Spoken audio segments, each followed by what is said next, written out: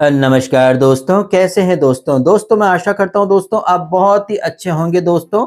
बिल्कुल उतने ही अच्छे होंगे दोस्तों जितने कि खतरों के खिलाड़ी के वो कंटेस्टेंट हैं जिनकी पीठ पर पिछले वीकेंड का वार नहीं, पिछले खतरों के खिलाड़ी के एपिसोड में पीठ पर गोलियां चली थी और उस स्टंट के बारे में जो मेरे मन में बातें थी, जैसे कि कल रुबीना ने भी कहा कि ये इस शो में आने से पहले आपने 33 पेजेस का एक कॉन्ट्रैक्ट साइन किया होगा और ये जो कॉन्ट्रैक्ट होता है इसमें सारी चीजें कवर्ड होती हैं। अगर आपको इंजरी हो जाती है तो इंश्योरेंस का क्लेम जो है वो कैसे मिलेगा, क्या हो सकता है क्या नहीं, सारी टर्म्स कंडीशन और उन सारी ही टर्म्स एंड कंडीशंस वाले जो 33 पेजेस थे उन पेजेस पर ये कंटेस्टेंट अपने दस्तखत करके आते हैं। कहने का मतलब ये है कि इस शो में जो कुछ भी होता है कंटेस्टेंट के साथ उसकी जिम्मेदारी ना मेकर्स की होगी ना होस्ट की होगी, और कंटेस्टेंट के साथ जो कुछ भी होता है चाहे वो शारीरिक डैमेज हो, मेंटल डैमेज हो, उसके हर जाने के रूप में मेकर जो है वो करोड़ों रुपए इन कंटेस्टेंट के अकाउंट में ट्रांसफर कर देंगे। ऐसा मेक श्योर कर लेते हैं मेकर्स, और मेकर्स के जो दस्तावेज होते हैं, जो कॉन्ट्रैक्ट होते हैं, उन पर ये जो कंटेस्टेंट है ये खुशी खुशी दस्तखत कर देते हैं। लेकिन बाहर जो फैंस है वो चाय से ज्यादा केतली गर्म वाले मूड में आ जाते हैं। कैसे आ जाते हैं इसका एक एग्जांपल मैंने पिछले वीक जो मैंने रिव्यू डाला था वहां पर मैंने खुद ने एक्सपीरियंस कर लिया, जहां पर कुछ अति विद्वान लोग आए थे और उन्होंने मुझे पता नहीं क्या क्या बोला। डीएसके तुम इनह्यूमन हो, तुम फिल्दी लैंग्वेज है, तुम ये हो, हाउ डे यू, तुम इंसान हो नहीं हो। उनकी पीठ पर गोलियां चल रही थी। अब यह अलग बात है कि पीठ पर गोलियां चल रही हैं तो आपके पास ऑप्शन है अबॉर्ट करने का। पहली बुलेट लगी आप वहीं पर गिव अप कर सकते थे, लेकिन नहीं, मैं तो सहूंगी, मैं तो स्ट्रांग हूँ, मैं तो स्ट्रांग हूँ, मैं 40 गोलियां खा लूंगी उसके बाद बोलूंगी हॉस्पिटल नहीं जाना। मैं चाहती तो पहली ही बुलेट में बाहर जा सकती थी, लेकिन नहीं। फिर ड्रामा कैसे होता, फिर उस ड्रामे में कुछ सो कॉल्ड इंटेलेक्चुअल्स विद्वान लोग जो हैं वो कैसे आते, फिर वो विद्वान हमें आकर के ज्ञान कैसे देते। और मजे की बात देखिए मित्रों कि वो कंटेस्टेंट जो कि उस दिन के एपिसोड में भर भर के रो रहे थे, अपनी पीठ पर जो घाव थे वो खोल खोल के दिखा रहे थे, अगले ही दिन वो कंटेस्टेंट ठीक भी हो जाते हैं। अब भले ही आपको लगे कि भैया ये जो एपिसोड है ये एक वीक के बाद आते हैं, लेकिन ये जो कंटेस्टेंट है ये 24 घंटे या मैक्स टू मैक्स 48 घंटे का इनको रिकवरी का रेस्ट का टाइम मिल जाता है। तभी तो ये कंटेस्टेंट बत्तीसी फाड़ के हंस रहे थे। वो शगुन शर्मा जो कि उस दिन गला फाड़ के रो रही थी, वो जैस्मिन भसीन जो कि उस दिन हॉस्पिटल नहीं जाना, मरना थोड़ी है, लेकिन वही जैस्मिन न सिर्फ कल रात के एपिसोड में हंसती है बल्कि जबरदस्त तरीके से स्टंट भी परफॉर्म करती है, जहां पर कि Jasmine the national cry baby ने टीवी के सुपरस्टार यानी कि जीके बाबू उर्फ गौरव खन्ना, जिनकी बीवी आकांक्षा जो है वो लॉकअप नाम के शो में टुनटुना बजा रही थी कि वो जीके को डिवोर्स देने वाली है। और जीके बाबू जब खतरों के खिलाड़ी में जाने वाले थे तब एयरपोर्ट पर उन्होंने कुछ इंटरव्यूज में कहा था कि मेरे को कलर ब्लाइंडनेस है तो क्या पता मैं स्टंट कर पाऊं ना कर पाऊं। अब कलर ब्लाइंडनेस का तो पता नहीं, लेकिन जीके बाबू ने कल हमें बताया कि उन्हें वर्टिगो भी है और इतनी हाइट वाले स्टंट में मैं पता नहीं कर पाऊंगा या नहीं कर पाऊंगा। मम्मी आपने कहा था कि मत जाना, लेकिन मैं आ गया हूं, जय बजरंगबली, तोड़ दुश्मन की नली। बजरंगबली का नाम लेकर के मैं ये स्टंट में कूद तो पड़ता हूं, लेकिन मैं जैस्मिन द भसीन से भी हार जाऊंगा। और इसके बारे में ना मैंने पहले भी कहा है पिछले वीक ही कि जीके बाबू क्या है, टीवी के सुपरस्टार्स हैं, और जो सुपरस्टार्स होते हैं वो अपने स्टंट खुद नहीं करते हैं, सुपरस्टार्स के लिए बॉडी डबल लगते हैं। और यहाँ पर टीवी का सुपरस्टार खुद स्टंट कर रहा है तो भाई आप समझ सकते हैं जिस चीज की आपको ट्रेनिंग नहीं मिली है, जो चीज आपने कभी करी नहीं है, फिर चाहे वो चॉपर वाला स्टंट हो चाहे वो बुलेट वाला स्टंट हो, जहां पर कि जीके बाबू ने 40 गोलियां खा ली थी, लेकिन जैसे ही देखा शगुन शर्मा ने गिव अप कर दिया है तो जीके बाबू ने भी गिव अप कर दिया था। सर अब तक तो गला ही दुख रहा था, लेकिन अब तो पूरा बदन बदन अंग प्रत्यंग मेरा दुख रहा है। वैसे जीके के बारे में ना पिछले वीक मुझे एक कमेंट आया था जहां पर एक महोदय मेरे को इन्फ्लुएंस करने की कोशिश कर रहे थे कि यार डीएसके भाई आपने तो जीके को बिग बॉस 19 में सपोर्ट करा था, लेकिन सडनली आपकी थॉट प्रोसेस जीके को लेकर के बदल कैसे गई। तो शायद आप लोग जीके के जर खरीद गुलाम होंगे, लेकिन मैं तो नहीं हूं और ना ही मैं जीके का पीआर हूं। जीके को बिग बॉस 19 में सपोर्ट करा था बिकॉज पूरा घर उसके अगेंस्ट था। अगर फरहाना भट्ट एंड में गलत नहीं जाती ना तो शायद फरहाना भट्ट जीत जाती, लेकिन जिस तरह से फरहाना भट्ट ने जीके पर पर्सनल टिप्पणियां करी तो होगा सुपरस्टार नल्ला सुपरस्टार हमने नहीं देखा, जीके के लिए कहीं ना कहीं माहौल बना दिया दिया था फरहाना भट्ट ने। अदरवाइज जिस तरह से अमाल मलिक ने वो प्लेट छीनी थी और फरहाना की मम्मी को बहुत कुछ बोल दिया था, वहां पर फरहाना के लिए माहौल बन गया था, लेकिन फरहाना भट्ट ने अपने ही पैर पर कुल्हाड़ी मार ली थी, जिसका फायदा जीके को मिल गया था। ये बातें मैंने तब भी हाईलाइट करी थी और यही बातें मैं अब भी आपके सामने दोहरा रहा हूं कि जीके के जर खरीद गुलाम आप हो सकते हो, हम नहीं। वहां पर कॉन्टेक्स्ट अलग था, वहां पर चीजें अलग थी, सिचुएशन अलग थी, तो उन सारी ही सिचुएशन को ध्यान में रख करके हमने जीके को सपोर्ट करा था, क्योंकि जीके वहां पर अंधों में काना राजा वाला सीन लेकर के चल रहा था। बाकी लोग इतने नेगेटिव हो गए थे कि जीके ही वहां पर सही था। लेकिन इसका मतलब ये कतई नहीं हो जाता है कि एक शो में अगर आपने किसी बंदे को सपोर्ट कर दिया तो आप जिंदगी भर उस बंदे के गुलाम बन करके रह जाएंगे। अपनी आंखें खोलिए और यहाँ पर रियलिटी का सामना कीजिए। ये जो शो है खतरों का खिलाड़ी, यहाँ पर जीके एक नंबर का हगोड़ा साबित हो रहा है। पिछले वीक भी आपने देखा और कल भी आपने देखा। कल तो जीके जो है वो जैस्मीन भसीन को टक्कर नहीं दे पाया, वहां पर भी 10 सेकंड के मार्जिन से जीके बाबू हग दिए हैं। इस बात को आप जितनी जल्दी हो सके स्वीकार कर लीजिए। और इससे पहले कि आप एक और ज्ञान दें मुझे कि टाइम के साथ जीके के बारे में आपकी सोच बदल जाएगी, तो आपको थोड़ा सा रियलिटी चेक दे देता हूं। जीके बाबू जो कि बिग बॉस 19 जीत करके आए हैं, यहां पर वो फाइनलिस्ट भी नहीं है। टॉप 3 में आई थिंक अविनाश, करण वाही और फरहाना भट्ट हैं।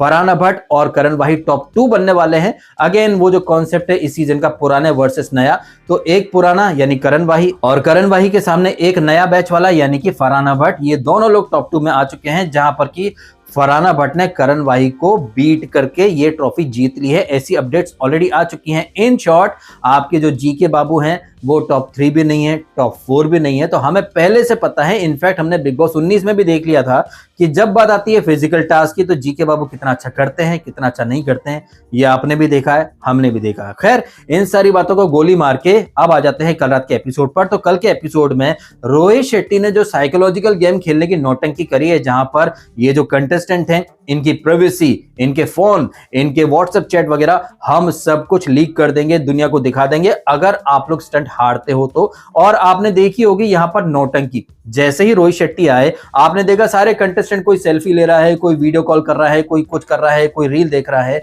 ये चीजें आपको पहले तो कभी नहीं देखने को मिली हैं, आपको कभी इन लोगों के फोन भी देखने को नहीं मिले हैं। लेकिन कल के एपिसोड में माहौल चूंकि फोन से संबंधित था, तो शुरू से ही पूरा जो माहौल है वो सेलफोन, ये चैट, ये व्हाट्सएप। फिर जीके बाबू, मैं टीवी का सुपरस्टार हूं, लेकिन मेरे शो जब फ्लॉप होते हैं तो लोग मुझे पनौती बोलते हैं, मेरा शो चलता है तो कोई मुझे क्रेडिट नहीं देता है, लेकिन शो फ्लॉप हो जाता है। आई डोंट नो मुझे ये बोलना चाहिए या नहीं। कलर्स के साथ मैंने 2010 में काम किया था, उसके बाद मुझे पूरे 15 साल लग गए कलर्स पर वापस आने में, तो लोग मुझे पनौती बोलते हैं, पता नहीं क्यों बोलते हैं, आई डोंट नो। और ना सिर्फ जीके बाबू बल्कि अविका गौर, उसका तो चैट खोल दिया गया कि मैं जास्मीन को बहुत ही गलत समझती थी। हमने एक सीजन किया था खतरों के खिलाड़ी के साथ में, वो अकेली मेरी फीमेल बेस्टी थी, लेकिन टाइम के साथ हमारे मनमुटाव हो गए। बट मैंने अपने पति को बोला कि यार वो इतनी भी बुरी नहीं है, वो मेरा साथ देती है। मेरे पति ने भी चैट करा, रिप्लाई करा कि I am proud of you, ये वो, आई लव यू, बला बला, दुनिया भर का। ये सारी नौटंकी जो है वो फुल ऑन स्क्रिप्टेड ड्रामा था। मेरा मानना है कि पहले से पहले इन कंटेस्टेंट को बता दिया गया था कि किस किस के फोन जो है वो हम उठाने वाले हैं। आप ऐसे ऐसे चैट कर दो, ऐसी ऐसी बातें कर दो। जहां जीके की फैमिली में कोई राजेश खन्ना है, कोई विनोद खन्ना है, कोई हुसैन है, ये सारी बातें, और ही के फोन में किसके फोन नंबर सेव हैं, क्या चैटिंग वगैरह, ये सारी चीजें कुछ और नहीं, एक नंबर की फालतू पंथी या फिर स्क्रिप्ट पंथी आप बोल सकते हैं। इन चीजों को गोली मार के सिर्फ स्टंट की बात करें, पहला वाला जो स्टंट था वहां पर पुराने चावल खासतौर पर करण वाही, ऋत्विक धनजानी अपना दमखम दिखाते हैं। वही नया चावल यानी कि हर्ष गुजराल, अरे पूरा स्टंट खत्म हो गया, लेकिन हर्ष गुजराल एक बार उस बॉक्स से नीचे गिरा तो दोबारा चढ़ ही नहीं पाया। ये तो वही बात हो गई कि भैया जल्दी जल्दी चढ़, सुबह पनवेल भी निकलना है। उधर करण वाही, ऋत्विक धनजानी, अविका गौर, ये सारे लोग स्टंट कंप्लीट कर लेते हैं, लेकिन हर्ष गुजराल जो कि रोस्ट बहुत अच्छा करता है, यहाँ उसकी टीम बस घड़ी देखती रही मिस्टर बीन्स की तरह। अरे भैया आजा यार, सुबह से शाम हो गई है, अरे क्या नाम तेरा, हर्ष, अरे चढ़, अरे हर्ष, अरे अरे अरे। ऊपर अविनाश, वो शगुन, और कौन थी एक और लड़की यार, वो रूहानी, ये वेट कर रहे हैं, लेकिन हर्ष जो है वो चढ़ ही नहीं पा रहा है। पहला स्टंट जो था काफी डायनेमिक स्टंट था यार, जिस तरह से कैमरामैन ने सारे फ्रेम को कैप्चर करा, कहीं पक्षी उड़ रहे हैं, कहीं समंदर में जेलीफिश है, कहीं लोग जो है वो बोटिंग कर रहे हैं, बहुत अच्छा सा सीन था। मुझे लग रहा है कि कैमरामैन ने भी समझ लिया था अच्छे से कि ये जो स्टंट है ये हर्ष एंड टीम तो कर नहीं पाएंगे, तो क्या दिखाएं ऑडियंस को, चलो पक्षी दिखाते हैं, मछली दिखाते हैं, लोग दिखाते हैं। एनीवेज, तो ये जो पहला स्टंट था इसमें पुराने चावल अपना दमखम दिखाते हैं और एक तरफा बाजी जीत जाते हैं। उसके बाद ये फालतूपंती मोबाइल फोन की ड्रामे, वो जूतों का प्रमोशन, ये सब चलता रहता है। इसके बाद हम देखते हैं दूसरा वाला स्टंट जिसमें कि ये रूबीना उसने एक बार फिर से दम दिखाया। उसके साथ एक और पुराना चावल था विशाल आदित्य सिंह। ये दोनों हाइट वाला स्टंट करते हैं जहां पर कि मेरा मानना है कि रूबीना और ये विशाल काफी बढ़िया और जल्दी कर सकते थे, लेकिन एंड में जो जंप मारने वाला सीन था उसमें विशाल आदित्य सिंह काफी ज्यादा टाइम ले लेता है और यहीं पर ये लोग हार जाते हैं, क्योंकि इनके सामने जब नई बैच से आते हैं, ये क्या नाम इसका, औरी और फरहाना, खासतौर पर औरी की हमें यहाँ तारीफ करनी होगी। औरी ने पहला जो स्टंट इनकी टीम हारी थी वहां पर भी बोला था कि मेरे को जाना था, मैं ये सब लटकन झटकन करते रहते हैं, मैं कर सकते थे, लेकिन इन लोगों ने मेरे को किसी काबिल नहीं समझे। लेकिन मैं कितना काबिल है कितना काबिल नहीं है ये मैं इधर दिखाएंगे। तो हमने देखा कि इसकी औरी और फरहाना, इनकी केमिस्ट्री काफी बढ़िया थी। अच्छा, यहाँ पर ना आपने थोड़ी देर के लिए देखा होगा, फरहाना जब वो लॉक की कॉम्बिनेशन खोलती है तो उस समय वो जो फोन था उसमें 17:34 का समय था, और वो जो लॉक था उसको खोलने के बाद जब रोहित शेट्टी का कॉल आए और ये फरहाना बोले अस्सलाम वालेकुम, उधर से बोले वालेकुम अस्सलाम, इन सब में तकरीबन 2-2.5 मिनट लग गए थे, क्योंकि 17:34 पर वो लॉक खोलती है। 17:36 यानी कि 2 मिनट और कुछ सेकंड के बाद वो लॉक वगैरह खोल करके रोहित शेट्टी का कॉल रिसीव कर लेती है। वहां से बड़ी जल्दी आती है वो, और उसके बाद जहां पर ये विशाल आदित्य सिंह ने आई थिंक 30 से 40 सेकंड लिए थे अपना मूड बनाने में, हर हर महादेव करके जंप करने में, वही फरहाना बट ज्यादा टाइम नहीं लेती है और बड़ी ही जल्दी वो वहां से जंप मार के स्टंट को कंप्लीट कर लेती है। लेकिन रोहित शेट्टी की घड़ी क्या बोलती है कि उन्होंने तुमसे सिर्फ 1 सेकंड ज्यादा लिया है। विशाल एंड टीम, तुम लोगों ने 8 मिनट और कितने 9 सेकंड लिए हैं, वही फरहाना और औरी तुम लोगों ने 8 मिनट और 8 सेकंड। वाह वाह वाह, इतनी देर वहां पर विशाल आदित्य सिंह झूमा झटकी करता रहा। मेरा मानना है तकरीबन 30 या 40 सेकंड या क्या पता 1 मिनट के आसपास तो विशाल वहां पर अपना माहौल ही बनाता रहा। ये सब देख करके हम आराम से कह सकते हैं कि फरहाना और औरी ने ये जो स्टंट है ये विशाल या रूबीना के कंपैरिजन में तकरीबन 30 से 40 सेकंड जल्दी करा है। लेकिन कल तो ओवर एक्टिंग करने की एक होड़ थी ना सारे कंटेस्टेंट और होस्ट के बीच में, जहां पर कंटेस्टेंट अलग ओवर एक्टिंग कर रहे हैं, रोहित शेट्टी अलग ओवर एक्टिंग कर रहे हैं, 1 सेकंड का मार्जिन, 1 सेकंड का मार्जिन, इधर 10 सेकंड का मार्जिन। हालांकि ये ओवर एक्टिंग के दौर के बीच में रोहित शेट्टी ने एक बात बहुत अच्छी बोली, और ये बात कहीं ना कहीं मेरे वीडियो का शुरू से हिस्सा रही है। रोहित शेट्टी ने कल वही बात बोली जो कि इस वीडियो का इंट्रो है, ना सम्मान का मोह ना अपमान का भय। जब फोन यूज करने की सोशल मीडिया पर लोग क्या बोलते हैं क्या नहीं, इसके बारे में जब कंटेस्टेंट रोहित शेट्टी से पूछते हैं तो रोहित शेट्टी कहते हैं ना कि भैया अपने को कोई मतलब नहीं है, हम तो पुराने लोग हैं, हमारे लिए 1 घंटा भी बहुत होता है फोन को इस्तेमाल करना, और ज्यादातर लोग हमारे बारे में क्या बोलते हैं, गालियां देते हैं, हमसे व्यूज लेना चाहते हैं, बोलने दो भाई साहब, क्या फर्क पड़ता है, ना सम्मान का मोह ना बेइज्जती का भय। कहीं ना कहीं रोहित शेट्टी की ये बात सुनकर के मुझे मेरा पुराना इंट्रो याद आ गया, और ना सिर्फ याद आ गया बल्कि मैंने अपना जो इंट्रो है उसको एआई की मदद से थोड़ा और मॉडिफाई करा और वापस से इस वीडियो की शुरुआत में मैंने लगा डाला। पता नहीं क्यों, लेकिन रोहित शेट्टी की बात से मुझे ये रियलाइजेशन हुआ कि भाई यही तो मेरे जीवन का भी मंत्र है, न सम्मान का मोह न अपमान का भय। खैर, इन बातों को साइड में करके अब बात करते हैं आखिरी वाले स्टंट की, जहां पर कि टीवी का सुपरस्टार यानी कि कानपुर या गौरव खन्ना, वैसे कल रात के एपिसोड में कानपुर के दोनों ही लौंडे, ये हर्ष गुजराल और ये गौरव खन्ना, इन दोनों ने पूरे कानपुर और यूपी का नाम मिट्टी में मिला दिया है। दोनों अपने अपने स्टंट में हग दिए हैं वे।